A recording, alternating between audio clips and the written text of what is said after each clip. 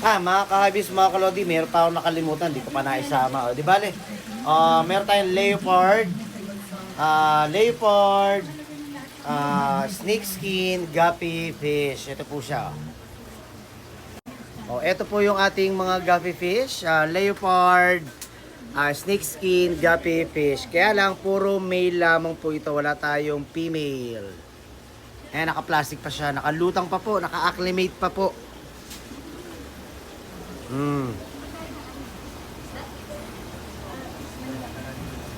Okay, tapos yung mga nasa loob ng aquarium na yan, yan naman ang mga anubias.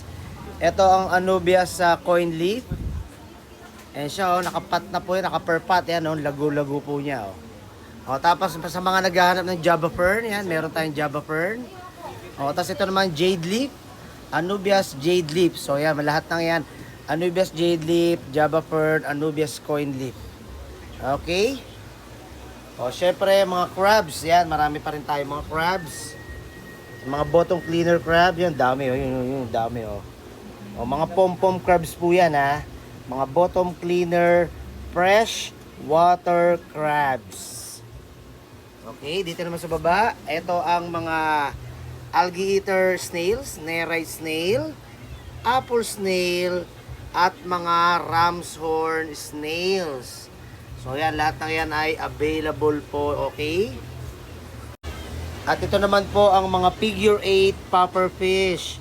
Ayan ang figure 8 pufferfish natin, yan So ito po ay mga freshwater po na pufferfish, okay?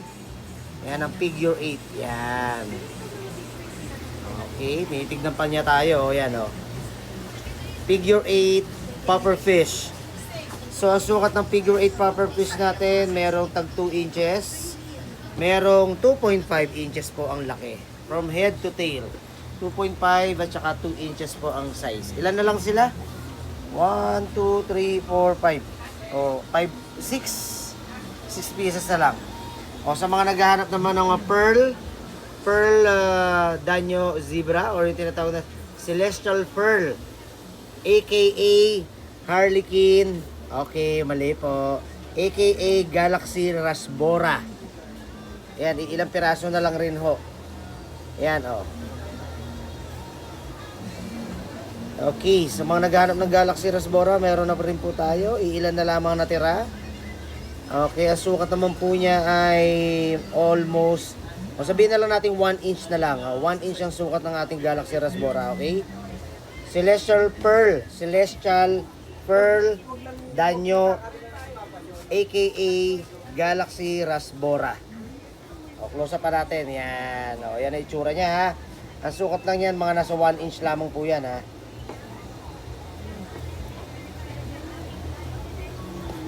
Ito naman po, mga pearl scale goldfish.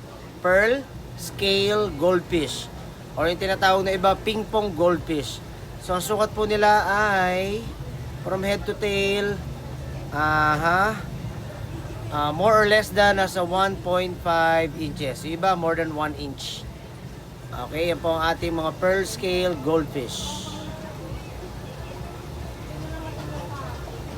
Ayan yung kabuuan ng aquarium niya. Ayan. Okay. Mga aquatic plants, marami tayong bagong dating. Meron tayong glandulosa, yan ginagawa ni Mrs. Glandulosa. Ito, parrot's feather. Bako pamunyeri, yan, bako pamunyeri. Tapos ito pa, naka-plastic pa. AR broadleaf, medusa, octopus. Ayan, marami pang iba. Ayan, marami tayo naka-prepare na plants. Ito pa, ito ang green kabomba, mga pang-aquatic plants. Ayan, mga lotus plant, mga red lotus plant. Ito sunset, tawag dito, ito elodea or tinatawag nila hydrelia. Tapos meron tayong red rotala. Actually, green pa siya ngayon. Okay. So, tapos ito, meron tayong Corimbosa. Yan na lang natitirang mga plants natin. Konti na lang. Ludwigia white, AR mini broadleaf. Ayan, arquata. Sunset ulit. Ayan, halos na ubos na. Prepare pa. Gagawin pa yung ibang mga halaman. Ito na lang yung mga natitira. Ayan, medusa, Java fern. Ayan, Java fern. Red wave, water sprite, O, sa mga naghahanap ng mga giant balisneria yan, ang daming giant balisneria, o. O, Cryptocorin Wenditi, meron din. Cryptocorin Crinkles, meron din tayo. O, mga Amano Shrimp, marami pa tayong Amano Shrimp dito, o. Ayan, o, mga Amano Shrimp. O, sino naghahanap sa inyo ng mga Amano Shrimp? Pag dumumblema kayo sa mga algae diatoms, hair algae, cotton algae, bird algae, yan. Ang sagot sa inyong paghihirap sa algae, yan. Kuha tayo ng Amano Shrimp. Yan ang maglilinis para sa inyo yan, okay? O, yan pa, lahat yan, Amano Shrimp po yan. O.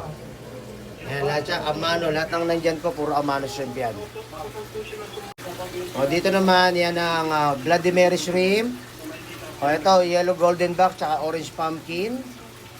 O, tapos, ito yung ating mga Blue Dream na shrimp. O, ito, pinakawalan ko na yung ayan, yellow stripe. Ayan, yellow stripe goby fish, pinakawalan na natin. Ayan, ayan ang yellow stripe goby fish. O, medyo stress pa sila, kaya hindi pa nag-yellow masyado ang kanilang skin. Ayan, medyo maputla pa, mga ninenervous pa. Mga stress pa yan, kaya ganyan. O, nandyan lang sila sa maliit na tank ko, sa shrimp tank. Ayan, Ayan lang yung shrimp tank ko, ganyan kalaki lang yan. Ayan,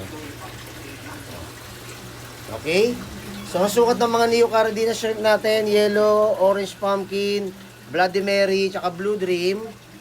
Ang sukat lang nila, tulad dito, ito, Blue Dream, more than, o sabihin na natin 1.5 cm. O, yung mga dilaw na nasa likod na medyo malalaki, almost 2 cm naman po. O, yan yun, yung mga dilaw, mas malalaki kaysa dito sa mga Blue Dream natin. Pero may mga Blue Dream din na nasa 2 cm, okay?